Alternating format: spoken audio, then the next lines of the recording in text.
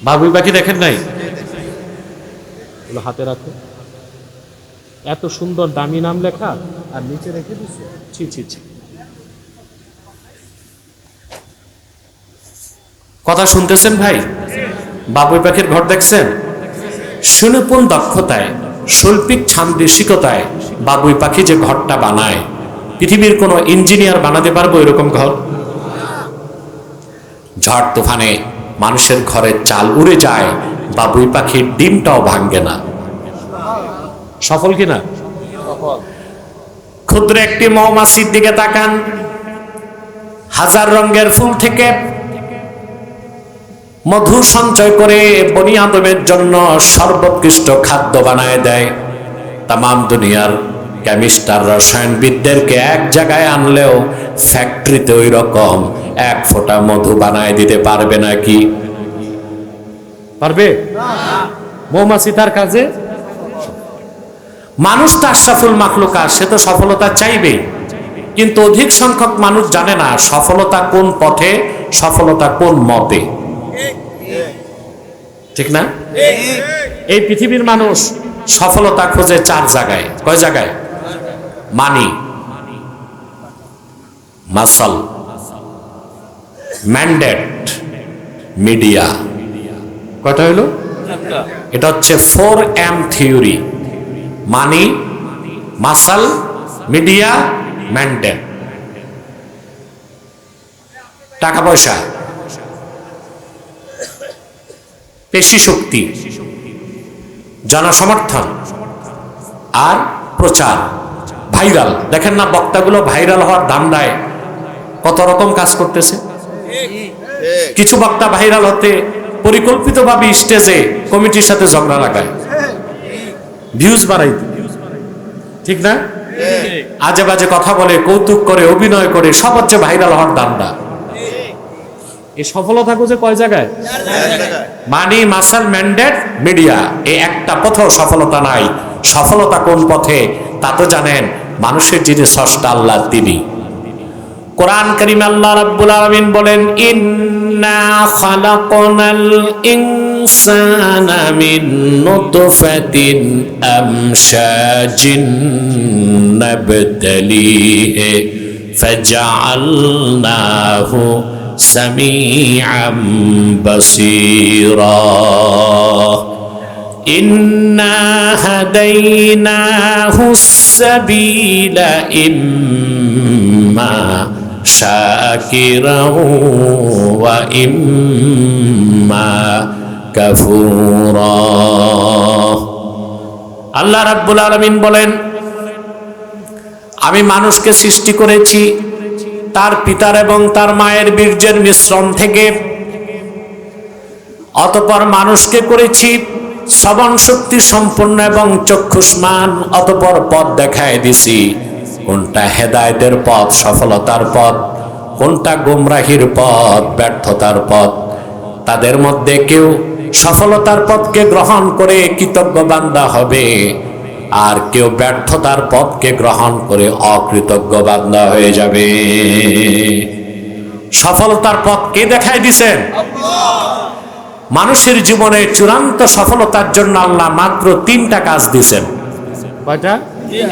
আপনাকে তো সারা রাত ওয়াজ শোনার দরকার নাই, আমি কম সময়ে বেশি কথা কিছু বলছি আপনাদের ইহকালীন কল্যাণ, পরকালীন সফলতা ও মুক্তির জন্য। আল্লাহ পাক বলেন, কদ আফলাহা মান তাযাক্কা। সফলতা লাভ করলো সেই যে তার হৃদয়কে পবিত্র করলো।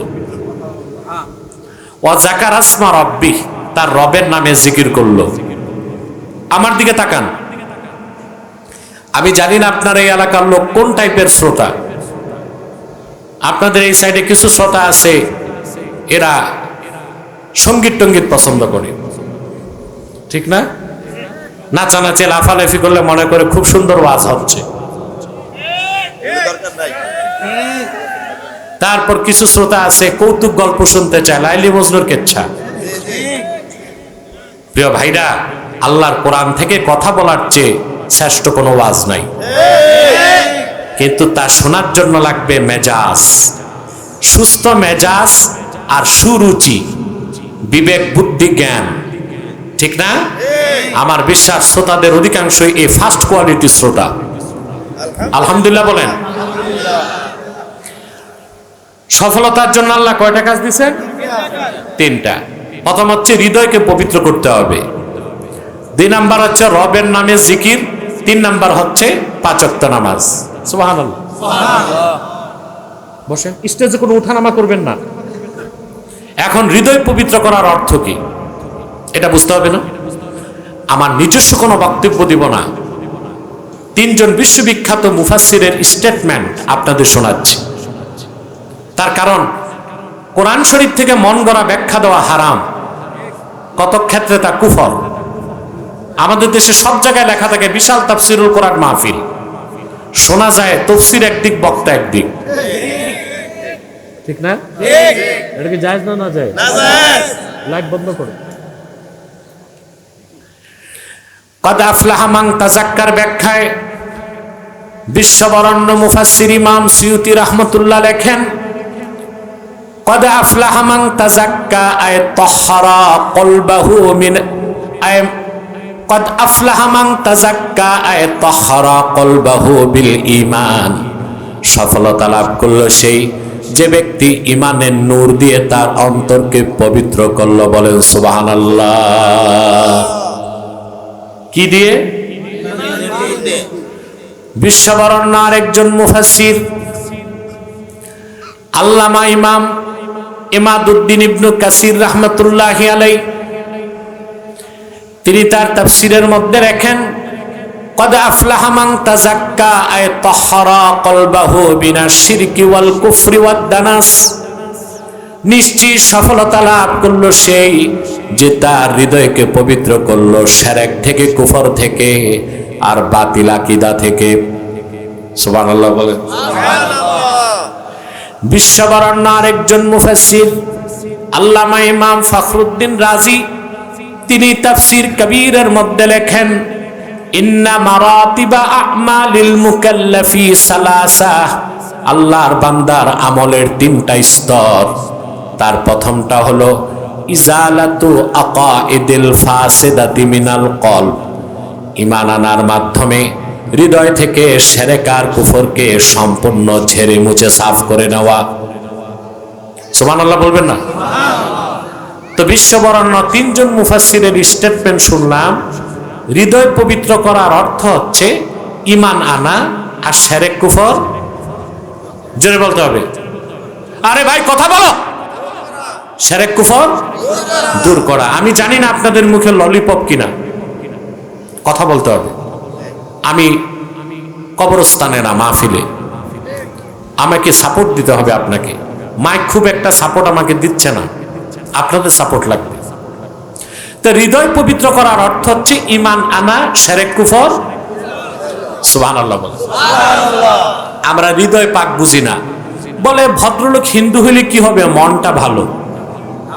যার ঈমান নাই তার আবার মন ভালো হয় কেমনে? মন ভালো, মন পবিত্র তার যে ঈমান আনছে। আর যার ঈমান নাই তার মন কখনো ভালো হতে পারে না, ওইটা অপবিত্র হৃদয়।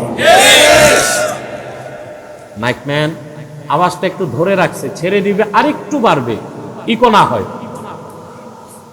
সম্মানিত সুধী, যার হৃদয় পাক সে নিজে পাক। হৃদয় পবিত্র, ব্যক্তি পবিত্র। হৃদয় অপবিত্র, ব্যক্তি অপবিত্র। আল্লাহর হাবিব সাল্লাল্লাহু আলাইহি সাল্লামের ঈমানদার উম্মত চিরকাল পবিত্র যতদিন তার অন্তরে ঈমান থাকবে, আর কাফের মুশরিক অবিশ্বাসী চিরকাল অপবিত্র যতক্ষণ ঈমান না আনবে। আপনার দেহের মূল হচ্ছে হৃদয়। মূল কি? এটাই তো মূল। আল্লাহর হাবিব সাল্লাল্লাহু আলাইহি ওয়াসাল্লাম ইরশাদ করেছেন, সহিহ বুখারী কিতাবুল ঈমানের হাদিস। আল্লাহর হাবিব সাল্লাল্লাহু আলাইহি ওয়াসাল্লাম ইরশাদ করেছেন, ইন্না ফিল জাসাদি মুদগাহ ইদা সালাহাত সালাহাল জাসাদু কুল্লুহু ওয়া ইদা ফাসাদাত ফাসাদাল জাসাদু কুল্লুহু আলা ওয়াহিয়াল কলব। সাবধান জেনে রেখো, মানুষের অন্তরে একটি গোশতের টুকরা আছে, মানুষের দেহে একটি গোশতের টুকরা আছে। ওই টুকরাটা যখন ভালো হয়ে যায়, পুরা মানুষটা ভালো হয়ে যায়। ওই টুকরাটা যখন খারাপ হয়ে যায়, পুরা মানুষটা খারাপ হয়ে যায়। সাবধান, জেনে রেখো, সেই গোশতের টুকরার নাম হচ্ছে কলব, হার্ট, হৃদয়, অন্তর, হৃৎপিণ্ড, মন, দিল। কোনটা বুঝছেন? একটারই ভিন্ন ভিন্ন ভাষায় ভিন্ন ভিন্ন নাম। আল্লাহর হাবিব সাল্লাল্লাহু আলাইহি ওয়াসাল্লামের এই হাদিসের সামনে ১৫০০ বছর পরে আধুনিক চিকিৎসা বিজ্ঞান মস্তক নত করে দিয়েছে। ২০২০ সাল পর্যন্ত মেডিকেল সায়েন্স বলতো the vital organ of human body is brain. মানুষের দেহে সবচেয়ে কার্যকরী অঙ্গ হচ্ছে ব্রেন। কি? ব্রেন। আর ২০২৪ সালে তাদের বক্তব্য হচ্ছে the vital organ of human body is heart. Brain না, ব্রেন থেকেও দরকার কি? সুবহানাল্লাহ বলবেন। আগে কোরআন হাদিস না আগে বিজ্ঞান? ওরে বাবা, আরো নষ্ট হয়েছে, আগের মতই করে দাও। আমি সবসময় নিষেধ করি এই সাউন্ড সিস্টেম আনতে। এগুলো যেসব বক্তা সঙ্গীত গায় তাদের দরকার। এই যে একটা যন্ত্র আনছে ২৫০ সুইচ, এটা তো ও জানে না কোন সুইচের কি কাজ, ওর আব্বাও জানে না। হারমোনিয়ামের মতো এরকম করবে আর আওয়াজ নষ্ট হয়ে যায়। আমাদের মূল অস্ত্র হচ্ছে এটা। এখানে আটকাই দিলে আমরা আর চলতে পারি না। কথা বুঝতে পারছেন? এখন যদি আমি কষ্ট পেয়ে অতিরিক্ত কষ্ট করি, তো রাতে তো নির্ধারিত প্রোগ্রাম আছে, ওইটা কি করব? ঠিক আছে, এটাই হচ্ছে অপারেটর, আগের তো অপারেটর না, ঠিক না? এই যে দেখছেন, আগেরটা ছিল কি হেল্পার? এই ছেলে, আগেরটা হেল্পার ছিল, কি ছিল? হ্যাঁ, ওস্তাদ। ওস্তাদ থেকে দেখি ছাত্র বেশি, মানে ছোটা পাটাকা বাড়া দামাকা। সম্মানিত সুধী, এখন আওয়াজটা খুব রিল্যাক্সে হচ্ছে, আলহামদুলিল্লাহ। এটাই রাখ। আর তুমি ৩ ফুট দূরে বসো।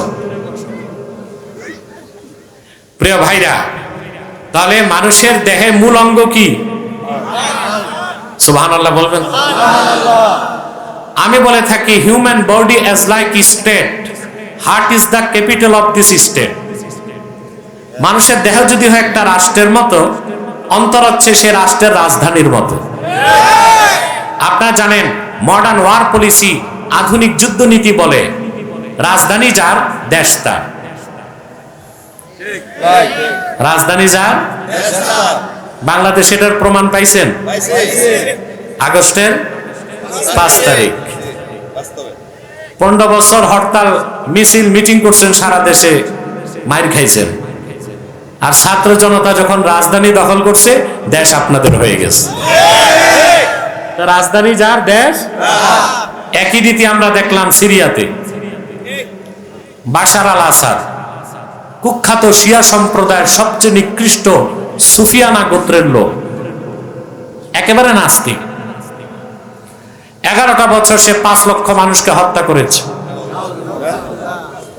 ১,২০,০০,০০০ মানুষ উদ্বাস্ত হয়েছে। টার্গেট করে ৩০,০০০ সুন্নি আলেমকে হত্যা করা হয়েছে। একজন যুবক শেখ উসামা বিন লাদেনের হাতে গড়া সৈনিক আহমদ শেরা জুলানি, যারে বললে চিনেন, মাঠে নামছে মাত্র ৬০টা বন্দুক নিয়ে। কয়টা? আল্লাহর নুসরত আসছে, ট্যাঙ্ক কামান সব পাইল, অভিযান শুরু করলো। 11 দিনের অভিযানে দামেস্ক দখল হয়েছে। আপনাদের লেডি পালাইছে ৪৫ মিনিটে, আর সিরিয়াল লেডা পালাইছে 15 মিনিটে। লেডা মানে জেন্টস, কিন্তু আমি একটু কৌতুক করলাম। এটা পালাইছে ৪৫ মিনিটে, ওইটা পালাইছে। তাহলে রাজধানী যার। শয়তান এটা ভালো করে জানে, সেজন্য সে মানুষের নাক কান দখল করে না, দখল করে রাজধানী, অন্তর। মিশকাত শরীফের হাদিস, আল্লাহর হাবিব সাল্লাল্লাহু আলাইহি সাল্লাম ইরশাদ করেছেন, আশ-শায়তানু জাসিমুন আলা কলবি বানি আদম ইদা যাকারা ফাখানাসা ওয়া ইদা গাফালা ফাওয়াসওয়াসা ওয়া ফি রিওয়ায়াতিন ইদা যাকারাল্লাহ ফাখানাসা ওয়া ইদা গাফালা ফাওয়াসওয়াসা।